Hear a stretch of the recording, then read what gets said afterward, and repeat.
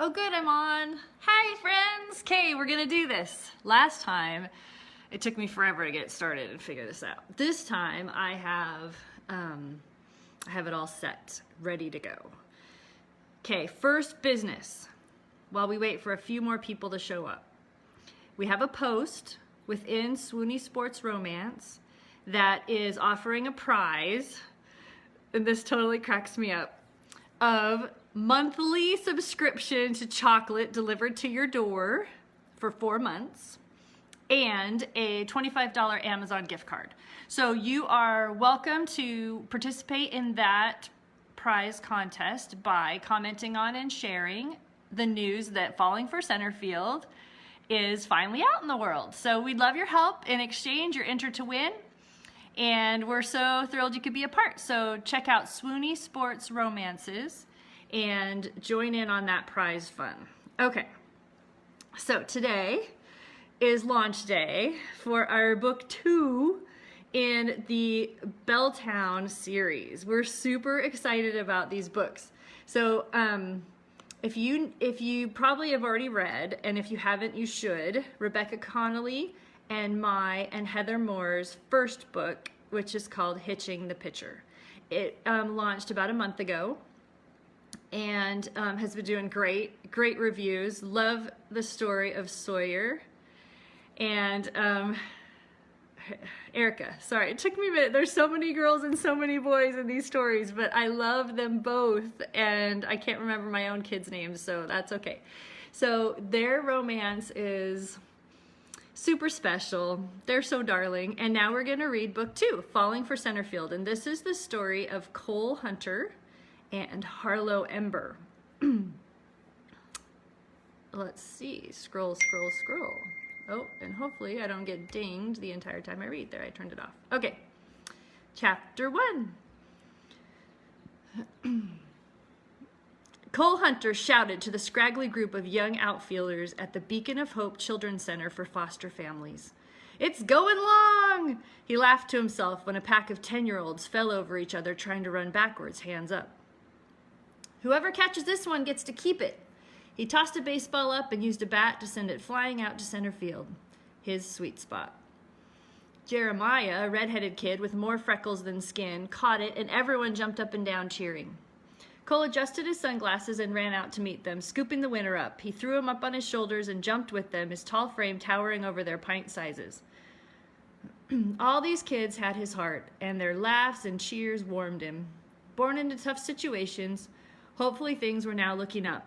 Each one of these little guys deserved a break, a smile, a happy day at least. "Do I really get to keep it, Mr. Hunter?" Jeremiah's shout from Cole's shoulder pierced his ear, but he didn't wince. "Of course, I'll even sign it for you if you want." "Really? Awesome!" The other guys all groaned. "Hey, come on now, the rest of you will just have to be faster next time. Remember, keep your gloves soft and open," they chorused in response. "That's right." He jumped a couple more times and then challenged them to a race back to the gym where the other kids were meeting for the rest of the camp. He checked his watch. About 30 more minutes. His best friends were all flying in at the same time to do some publicity for Beacon of Hope, and he couldn't wait to see the guys, the six-pack. 6 of them had all played under the celebrated coach Rich Maxwell at Belltown University just up the street in this small town in western Massachusetts. Deep satisfaction filled Cole as he thought about the day's charity event. His buddies didn't know, but he had planned the whole thing behind the scenes, set it up, and then got the guys involved. He loved these kids.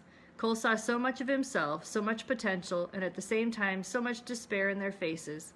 That look of fear, the feeling he remembered of not belonging anywhere, not really. To think he'd be in their same situation had his dad not found him. Jeremiah wiggled out of his arms. He respected the tenacious boy who had fought his way to the center of the pack and caught the ball. "On your marks. Get set. Go!" They picked up their heels and took off ahead of him. He waited for 10 seconds and then raced for the gym, outdistancing them immediately. He was showing off to a bunch of kids, he admitted to himself. Was it pathetic that his heart warmed to hear their collective "Whoa!" or their other comments? "He's the fastest guy I've ever seen. He can run around the bases in 18 seconds. He's the fastest player in the MLB right now." Totally not true. Rabbit had him beat. Others too, maybe. but he only admitted to losing to Rabbit, another one of the six-pack. Their cheers for his speed, their excited faces to see him whenever he came, he loved it all. He remembered doing the same about MLB players when he was their age. His dad and he would go through all the cards, talking about the stats, analyzing players, arguing about what group of guys would make up the most perfect baseball team. Some of his best memories were those days when everything to do with the majors seemed like nothing but the cloudy dream of a young boy. Each boy got a high five as he ran through the gym door. "I'll see you after this next thing. The other guys from the six-pack are coming." When he showed up at the charity event officially, he needed to make an entrance. A real big dog entrance. He grabbed his bag, heading for the locker room and a quiet place to call his dad. All these kids and the memories had him missing the old man's voice. He swung his bag up over his shoulder, kicked up his feet, almost running down a woman with white blonde hair who had shown up behind him. He caught her with both hands, dipped forward to steady her. "Whoa, I'm sorry, ma'am." His Texan always came out in moments like this. And getting a good look at the stunning woman he cradled in his arms, he liked this moment. Her hair fell back in a sheet of light, her face close, lovely eyes wide in surprise. He fought the urge to pull her closer. The air between them crackled with a new energy. But he tilted her back upright and let go. She adjusted her shirt. "It's okay, really. Wow, you must be in a hurry." She looked up into his face and paused, her eyes lighting. Then she straightened. "Oh." Her cheeks flushed. Something about her looked familiar. He couldn't place her, and she was no help, her mouth still slightly open while she checked him out.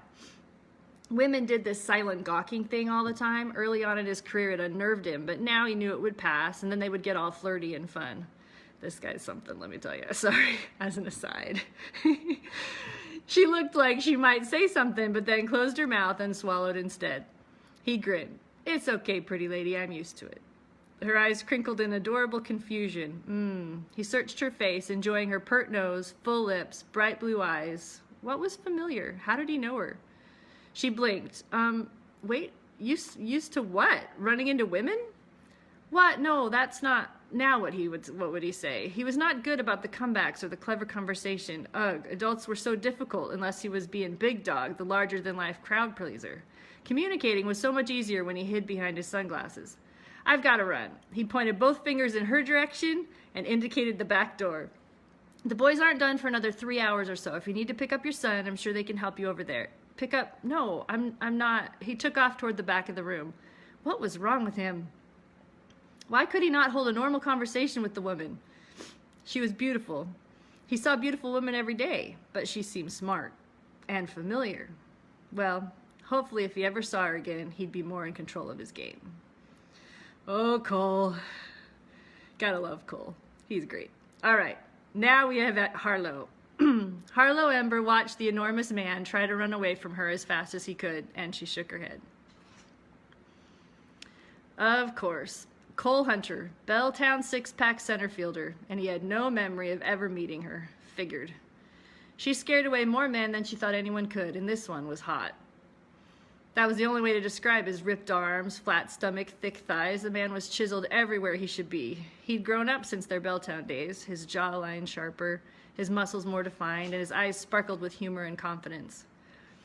What did he mean, used to it? And why did he run? For a second, she'd seen the spark, the intrigue in his eyes, but something whipped his head so fast in the other direction, she'd look to see if there was another woman over by the back door. Heh. He'd run through an empty gym and out the door without a second glance. She exhaled slowly. The rest of the six-pack were arriving in a few hours, and talking to each of them would be more of the same. She should be grateful. The farther she stayed away from big-time athletes, the better. She'd done her turn hoping for some attention from the jocks and had emotional scars to prove it. But oh, her weakness. That tight stretch of a t-shirt across their chest, the massive size of some of these professional athletes felt comforting at her side. Not that she needed them, she scoffed. Her friends from the Seneca Falls Women's Conference would never let her live it down, pining like a sports group wannabe. Old college habits died hard, she guessed. Old, mortifying, emotionally damaging habits certainly clung to her memories in places she wished would disappear. But just like those love handles she'd worked off running, she'd get over Devin and that whole time of her life chasing the Belltown football team. She shook off her melancholy. She didn't really want a boyfriend right now. She'd worked hard to avoid most dates. She had plans and goals, and her job as the press liaison for the university kept her busy most weekends. Ironically, she ended up being called upon to arrange most aspects of athletic events as well as any other event for Belltown University. Sports did calendar much of her time, even though she tried desperately to focus on something more meaningful to the world. Our university is known for so much more than just its athletic programs, she had tried to explain to the president of the university, Dr. Grant. He had countered, but ever since the six-pack, we're on the map for so many more students. They're applying. Our attendance is up. It's helping us fund all these other programs. She nodded. What could she say to that? And then she spent most of her time coordinating interviews for the after-game moments of all the different sporting events. Sad but true, the grown-up Harlow Ember was a paid groupie. Her gaze traveled over the gym full of beacon of hope. Oh my word, now my computer's trying to update. Hold on, let me tell it to stop. Cancel. Off. Okay, there we go. Sorry. Her gaze traveled over the gym full of Beacon of Hope campers. The kids were all lined up, getting ready for what looked like a last man standing to the duel. What looked like a last man standing duel to the death game of dodgeball. She wanted none of that, but the director waved her over. You want to join? She was about to shake her head no when a man's voice behind her called, "Of course she does." Cole came back. Only this time with his typical costume, jersey, flashy pair of mirror shades, and bright neon shoes. Cole Hunter. His grin widened and she recognized his confident swagger. In the flesh. He held out his hand, and these kids need your participation. Oh, do they? And I suppose he ran across the gym. Whose team am I on? Every hand went up, and he chose a side which left half of the room about as dejected as a kid who doesn't get what he wants for Christmas. It's okay, you guys get her, he pointed a thumb in Harlow's direction. She hid her smile at the look from most of the 10-year-olds on her team. Oh, come on now, I was the elementary school champion of dodgeball. Really? The spiked-haired, freckled kid looked skeptical. Sure she was, Jeremiah, just wait. Cole held up the ball. You coming? She put her bags down against the wall. Someone's got to show you how to win a game. Ooh, all the kids laughed. But Cole just shook his head and aimed, ready for the first throw. The kids scattered. As soon as she walked across the line, he chucked the ball at her knees. By some crazy streak of luck, she jumped into the air and he missed. The kids on both sides cheered and he lifted his chin in appreciation. Nice move. Harlow narrowed her eyes. I see what you're about. Okay, kids, we are gonna win. She pulled them all close. They had the ball. Start picking them off. Aim for the legs. Do whatever you can to catch the balls they throw back. She reached her hand in the middle of their circle for a cheer, but they all walked away before she could lead them in any shouts. They chucked the ball back and forth. People started to arrive for the press meeting. Harlow barely noticed them, so determined to beat Cole Hunter at something. He'd had everything handed to him, a football and baseball scholarship, first-round MLB draft pick, and more wealth than any person had a right to. She had been the same year as him at Belltown, and he'd been like deity walking across the square. Conversation literally stopped when he showed up, everyone dying to hear what he might say next. She never saw him with less than 2 girls. But not today, because right now, her dodgeball team, Harlow's kids, were winning. They had 8 players left on her side to Cole's 2. She grabbed the ball and barreled it across the line. If she could just pick off this one last child. But she threw it harder than she meant to, or didn't really think it through. It smacked into the kid's face. He doubled over, and her breath hitched in shock. Oh no! Cole dove for the ball and caught it before it hit the ground, but then dropped it again as he tried to tuck it under his arm. Harlow's team tried to cheer, but then she waved them to quiet. They'd won, but Cole bent over the child who was gasping for air. I can't breathe. Bright red dripped through his fingers. Oh no, oh no! Harlow was horrified and felt a panic rise. She ran to his side, but the child turned away.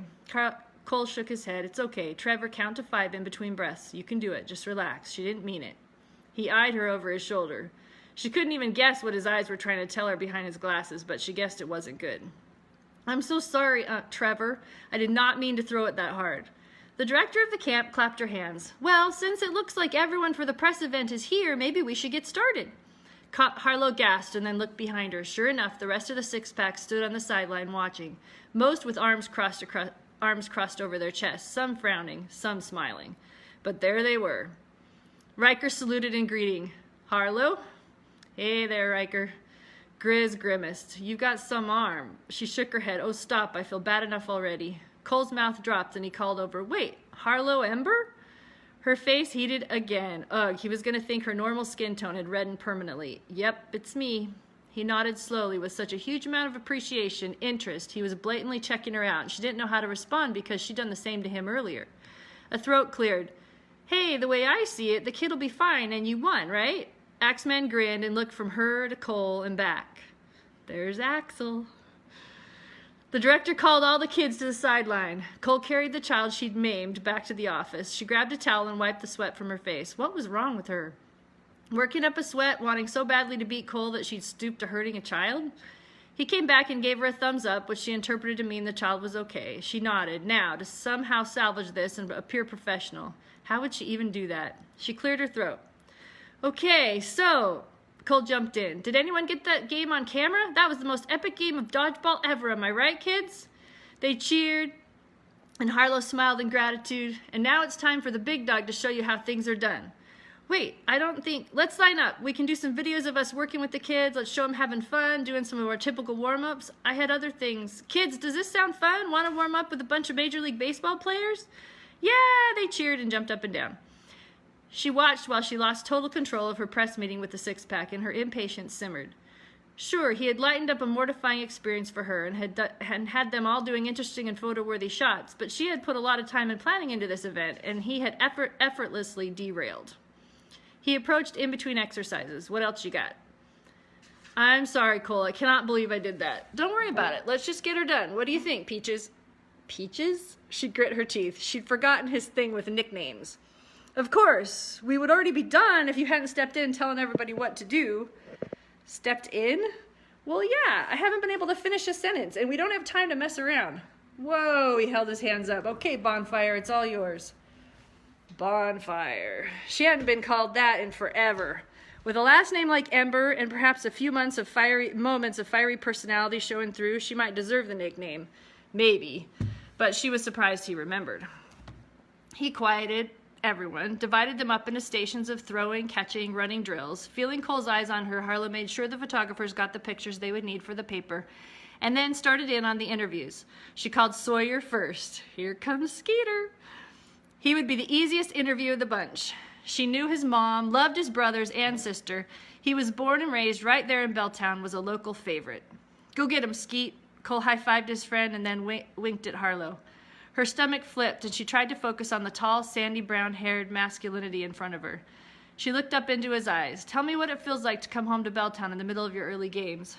"You know me, Harlow. I'm always happy to come home to Belltown." He turned to the kids. "Timber!" They shouted back. "Timber!" He held a fist up in the air. "Yes, all right, we have some fans in here." Skeeter was handsome too. They all were. Even with his pitcher fame, she kept checking to see if Cole was paying attention. He was. Still watching her behind sunglasses. Her skin warmed every time she turned his way. She pulled Axel Diaz aside.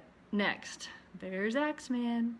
His olive skin, perpetually scruffy chin, sleek physique should have had her heart pounding. "Good to see you, Axeman." "You too, Bonfire. You still here in Belltown?" She hated that question. Wished she had any other answer. "Yeah, working for the university and the local paper, you know, waiting for my break." "It'll come." His eyes sparked confidence in her and a glow of hope relit. "Tell me, what's your biggest obstacle coming up for this season?" His left hand went up to touch his necklace. The gesture looked familiar. "I've just got to keep up the discipline. Keep coming in early, leaving late. Impressive, Axeman. Take care of yourself." "Yeah, trying to help my team out of their funk. We've had a few setbacks this year. We can learn from those and come off better next year." "Oh, better off the next." She had a soft spot for Axel. He just seemed to work harder than most. Something about that made her hope flare stronger, like if she worked hard enough, amazing things might happen to her too. Now for their good luck charm. "Riker!" He was joking with Levi and didn't hear her. "Riker!" Cole shouted, "Rabbit!" He turned his head, a smile growing on his face. "Oh, am I up?" "Don't keep our Bonfire waiting, man." Cole playfully bumped shoulders with the first baseman. Cole's grin made her laugh. He stood closer now so he could almost hear, standing with arms folded across his chest. She waved Riker over. He high-fived her. "Harlow, how's it going? Is that a new hairstyle? Highlights?" She laughed. "Probably. Thanks for noticing." She shook her head. "Did you get highlights too?" She'd never met an athlete so attentive about his own appearance. "Just the tips. But seriously, Harlow, I've heard you're doing great things." She waved away his compliment. You know, same old. No way, I hear you're the press liaison for the whole school now. That's epic. She laughed, eyes flitting to Cole. I suppose it is. I write for the Belltown paper, too. Sweet. It's good to see friends making their way in the world. The irony of that statement lingered in the air. Or, you know, making your way in Belltown at least. Yes. Oh, how she wished she were out in the world making a name for herself. Okay, so why don't you tell me how you got the nickname Rabbit? He shrugged. It's just that people say I'm lucky. They're good luck charm. And he's the fastest first baseman I've ever seen, runs like a rabbit, Grizz nodded. Riker cleared his throat. I feel, though, that luck is a matter of preparation meeting opportunity. Grizz laughed. Who said that? Another one of Yogi's? No, Lucius Annaeus Seneca, Roman statesman, 55 AD. Wow, Riker stoned, reaching all the way back to the Romans. He was the king of random quotes, but this time Harlow was impressed. Okay, Grizz, what do you want to tell all our Belltown fans about this Beacon of Hope Center? Everyone can divert a little of their generosity over to these kids. If anyone deserves a break, they do. Thank you. How is it catching for the Knights? I'll always miss Skeeter over there, but the Knights are a decent team. Their pitchers know how to find the glove. I can't complain. Thanks, Grizz. Oh, and one more thing. Does anyone call you David ever? Riker snickered nearby, but looked away like he hadn't heard. Cole openly laughed. Oh, she's golden. Grizz growled. Why would they? I see your point with a name like Grizz. She let it dangle, and her smile grew when the corner of the burly catcher's mouth twitched. Can you grab Levi for me? When the tall, lanky third baseman sauntered over, she bit her cheek so she wouldn't smile. So, Levi, how you enjoying the weather in Minnesota? I heard it snowed today. Cole's grin widened the closer he got. She went there, Steele, straight to the heart of it. Harlow laughed. Sorry to rub it in. Levi moaned. It's colder than Belltown, if that's even possible. Do your nose hairs, freeze together? I hear that's a thing. Oh, leave him alone, Bonfire. Cole stood next to Levi, nudging him with his shoulder. Harlow shrugged. Okay, let's see. They starting you up there? He nodded. Yes, they are. They've got me on third. My batting average is up, and it looks like it's going to be a great season. He winked. And I got me a whole case of hand warmers. The guys nearby laughed. Of course he did. Cole turned to her. My turn? Her insides flopped. Something about this guy. Yes, she felt her face heat again. Get a grip, Harlow. Tell me about the center, these kids, why people should be aware of them. He flipped the glasses up on top of his head, and she sucked in her breath. She'd forgotten the green color of his eyes. Wow. The center is called Beacon of Hope for a reason. It's a place for families and foster kids to come together, to support each other, to talk about common difficulties. Every little bit we give goes to help the kids, the center, and the families. When you have a kid who really never feels like he belongs somewhere, suddenly he has a place just for him. It gets him off the street and with a community. This center means everything to them.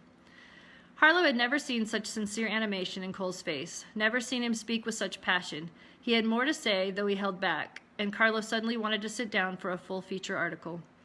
Thank you, Cole, and I should ask, how's the season looking? How are the Sea Rays?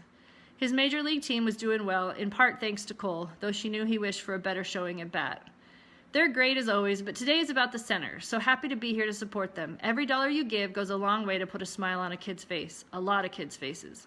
She scribbled every word and then stepped closer. I love that you're doing this, Cole. His eyes lit again, searching her face. You do? His nearness pulled her even closer, and she had a completely irrational desire to place a hand on his ripped and solid chest. But instead, she put the offending hand in her pocket and rocked back and forth. I didn't know you did this kind of thing. He searched her face and stepped closer. Well, it's not something I broadcast, but it's important to me. His nearness, the inches between them, the smell of his aftershave filled her with sensations she hadn't felt in a long time. The catch in her throat, the tripping of her heart, the thrill of expectation. I'm impressed. She kept rocking back and forth on her heels. You are? He reached up and tucked a hair behind an ear, and she had to stop herself from leaning into his palm. Yeah, I'd love to do more, too. These kids. A loud drumming entered from the opposite side of the gym. Hold that thought. Cole tapped her nose, and then they both turned to the side door. She recognized the beat. The drum line from Belltown? Of course it was. She shook her head. The head of the athletic department would stop at nothing to make sure the university gained all the publicity and credit it could, especially where the six-pack were concerned. They came in, drumming the timber beat. The room chanted with them, oh, oh, oh, timber! And everyone cheered.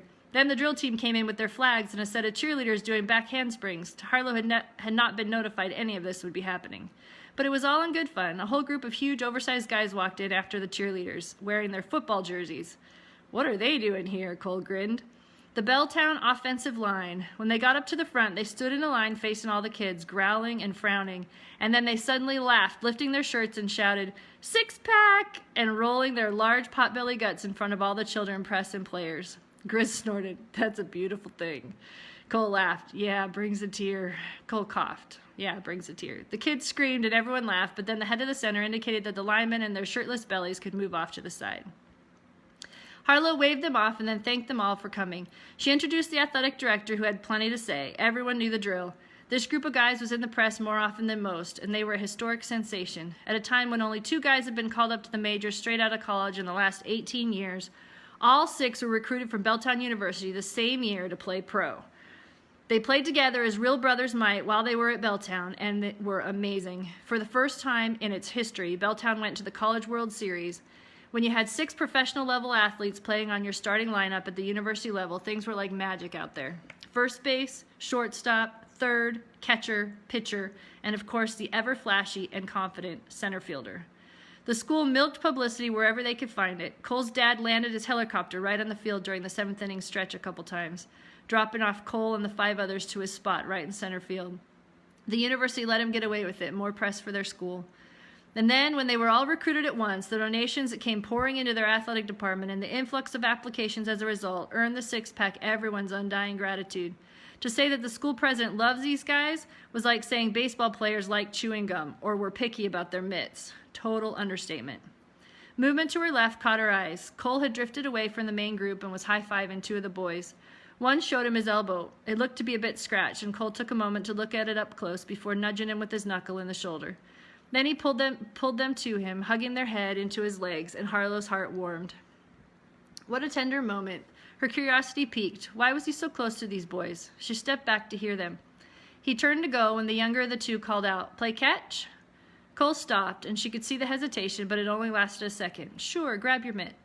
She was frozen, so shocked at his reaction. This was not the Cole she had expected to see. He grabbed a bag of balls and his athletic bag from off the floor and took the 2 kids back out into the yard, saying, "But just until the caseworker gets here." She wanted to follow. Caseworker? Axeman sidled up next to her. "Want to go to the Glass Onion with the guys?" She hesitated, then shook off the ever-ready urge to decline and said, "Sure." Nothing would come of any interaction with these particular athletes. They had shown over and again their lack of interest in her all through college.